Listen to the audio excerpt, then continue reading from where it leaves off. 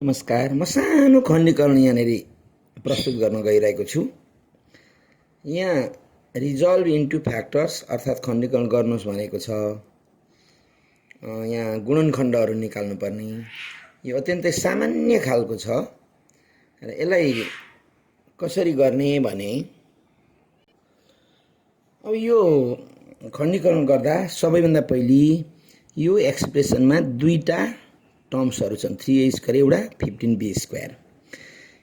यी नम्बरहरूलाई हामीले prime factor गर्नुपर्छ अर्थात् रुट खण्डीकरण गर्नुपर्छ र यो चाहिँ 3 चाहिँ रुटै छ, त्यसैले 3 भयो। a स्क्वायर भन्नाले यो चाहिँ पावरको रूपमा छ, यो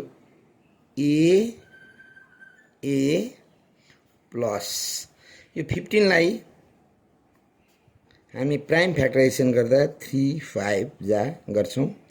3 टाइम्स 5 अनि b times b, b times b ले b स्क्वायर भयो। अब हामीले यो दिएको एक्सप्रेसनका टर्म्सहरूलाई फ्याक्टर्सको रूपमा राख्यौं। अब हामी कमन फ्याक्टर लिनुपर्छ यो फ्याक्टराइजेसन गर्दा, किनभने यहाँ चाहिँ फ्याक्टराइजेसनमा हामीले के गर्नुपर्छ भन्दाखेरि फ्याक्टर्सहरूलाई मल्टिप्लाईको रूपमा राख्नुपर्छ। त्यसैले यहाँनेरि दुईटै टर्ममा परेको साझा चीज चाहिँ 3 छ। त्यो दुईटा मध्ये एउटा लेख्ने हो। कमन तानिसकेपछि अरु केही साझा छन् भने अरु यहाँ लेख्ने हो, छैन भने ब्र्याकेट दिने हो। र अब ए यहाँ छन्, यहाँ बीबी छन् भनेपछि यहाँ दुवैतिर अलग अलग भएको हुनाले यो ए र ए फेरि पनि हामीले ए स्क्वायर नै लेख्यौं अनि प्लस यो 3 र 3 त बाहिर आएको हुनाले 5 रहेको छ, 5 अनि बी स्क्वायर लेख्यौं र यो दिएको एक्सप्रेसनको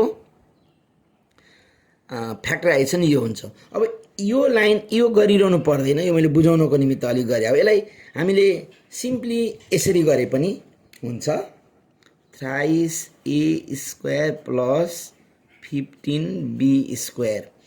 दुईटै टर्ममा भएका कमन कुरा लिने।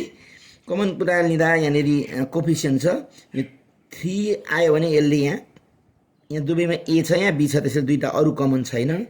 3 1 जा 3 अनि a स्क्वायर। अब यहाँ 3 सँग यहाँ कति राखेर मल्टिप्लाई गर्दा 15 हुन्छ, अथवा अर्को भाषामा 15 लाई 3 ले डिवाइड गर्दा कति हुन्छ त्यो हामी लेख्छौं यहाँ प्लस 3 5 जा 15 अनि b स्क्वायर। र यसरी हामी फ्याक्टराइजेसन गर्न सक्छौं। यो एउटा यहाँसम्म एउटा व्याख्याको एउटा विधि भयो, यहाँ एउटा विधिले व्याख्या गरियो, कुरा एउटै हो। र यसरी सिम्पल फ्याक्टराइजेसन हामी गर्न सक्छौं। हस्त, थ्यांक यू, नमस्कार।